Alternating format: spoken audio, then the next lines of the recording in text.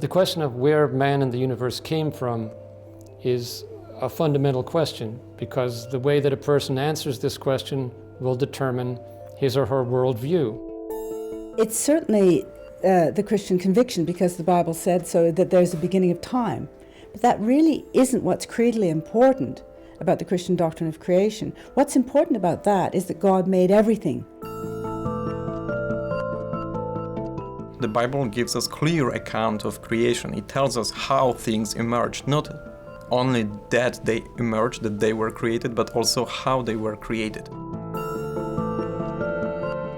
When you find a conflict between Bible and science, you suffer from one of two problems. Either you don't understand the Bible or you don't understand the science.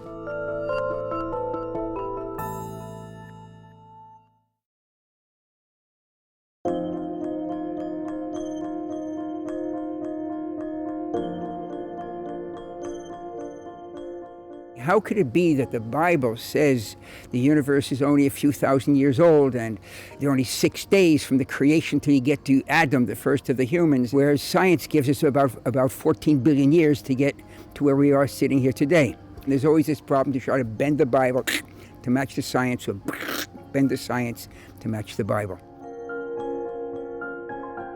Most of the fathers, like Augustine, Philo, a Jewish contemporary of Paul, were very happy to read the chapters of Genesis as symbolic. And of course, Augustine famously said, clearly they're not literally intended, because the sun and the moon are only made in the fourth day, and we don't have days before there's a sun and a moon. The only reason why so many intellectuals today hold that Genesis is some kind of other genre than history is because they wrongly believe that geology and biology and other areas of natural science have made it impossible to hold what all the fathers and doctors, popes and council fathers held. The common stance of Christianity before Darwin was that at least different species were created separately. Not that they just popped up from nowhere. When it comes to the origin of species, Thomas Aquinas is very clear that the whole beings as separate natures must come directly from God, and only God can create them.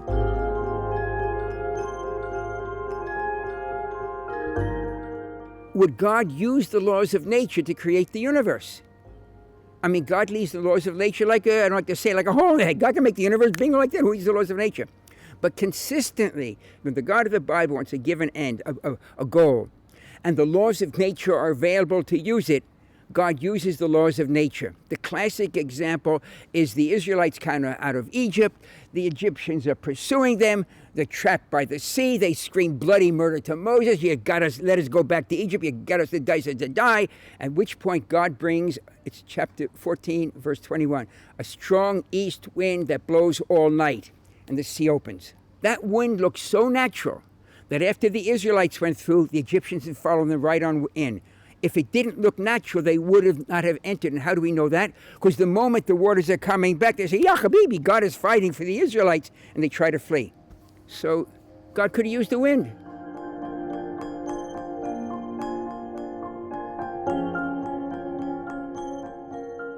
With this teaching of fiat creation, all the fathers and doctors also held that it was a recent creation, because God did not need millions of years. He didn't need thousands of years or hundreds of years. He didn't need any years.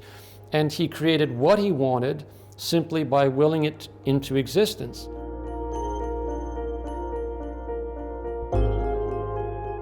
Part of this is just a misunderstanding of where truth claims are.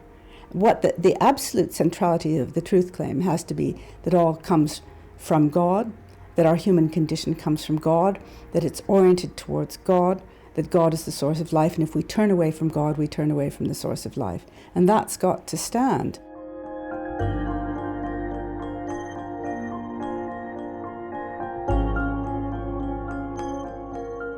We can understand creation very much better today when we know what is in the natural history, but at the same time, if we rediscover Genesis account, if we rediscover the fathers of the church, what they taught, St. Thomas Aquinas, what they taught on creation, only then we can have full knowledge on these issues and really understand how the universe came about.